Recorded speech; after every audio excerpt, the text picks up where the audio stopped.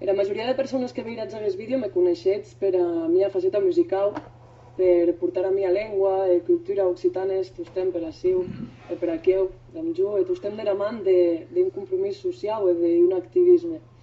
En aguest vídeo vos vull parlar d'un pas important que he dat en política darrerament, presentar-me a les eleccions del Congrés dels Diputats de l'estat espanyol, la mera voluntat d'este altaveu des inquietuds, des preocupacions, des besoins d'aquelles persones que viuem en els Pirineus e que treballam e que desiram que ua vida digna en aquestes muntanyes sigui possible. Molta gent no confia en la política e pugui entendre perfectament, de fet, pendent molt temps he estat en aquesta mateixa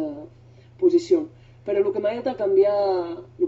canviar d'idea ells anys ha estat entendre que per molt que hàgim hagut representants polítics que ens hagin decebut, això no pot desvirtuar tot el sistema. No ens enganyem, tot i el nostre dia a dia en política, perquè hi ha conseqüència inevitable de dret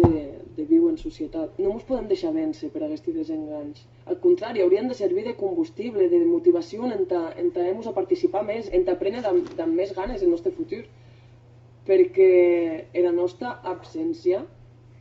no harà que les institucions deixen d'existir, no harà que el sistema de democràcia representativa deixi d'existir. Al contrari, l'únic que harà és que hi hagi d'altres persones que escullen per tu. A la vez, la majoria de persones que